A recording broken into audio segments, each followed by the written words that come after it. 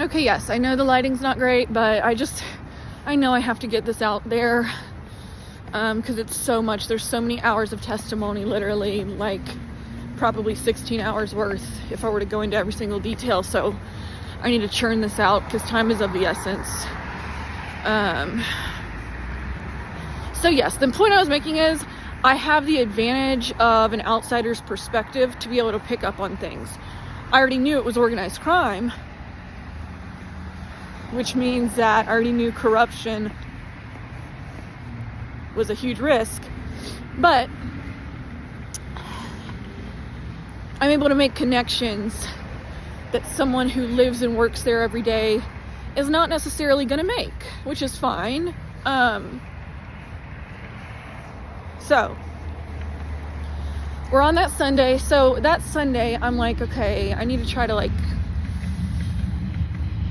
first and foremost, I know that when I go to the police, I need to have as much evidence as possible. So I was, like, thinking about going to a private investigator to try to find the tracking device on my vehicle, since I knew that would be the one thing. Didn't realize at the time they probably already had the tracking device off my vehicle. Well, how did I put together that the tracking device was most likely already off of my vehicle? Well, as I'm on the highway, so I'm about to go to Salt Lake City. I'm from Texas. My mom lives in Salt Lake City. I'm about to go to Salt Lake City. And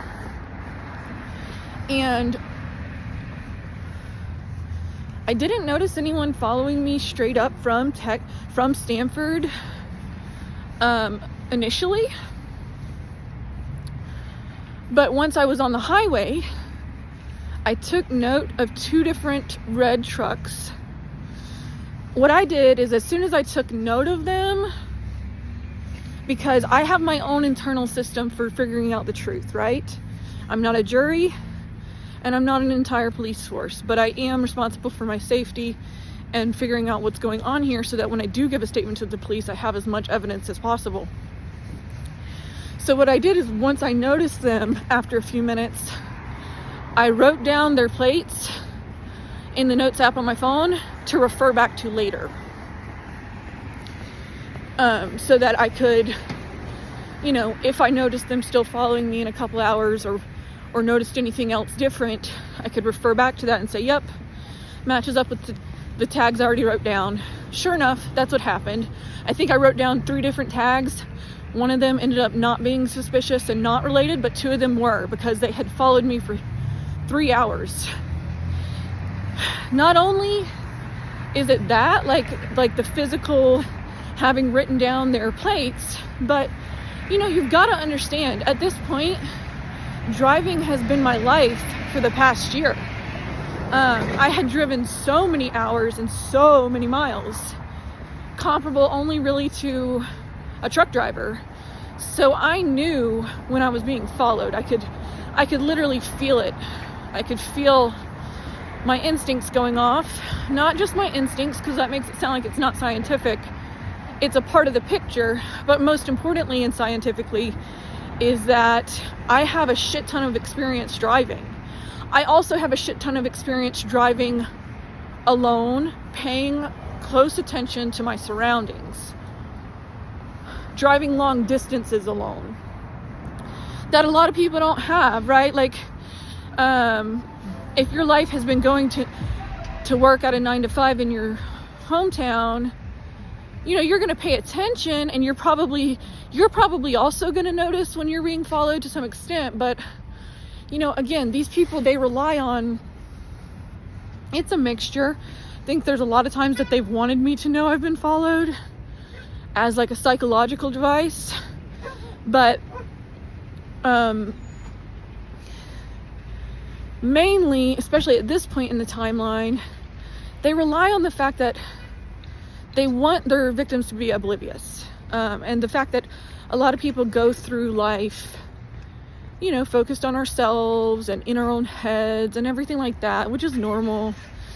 But when you've been on the road and traveling for so long, you pay attention and observe a little bit more closely. So just to say that, right?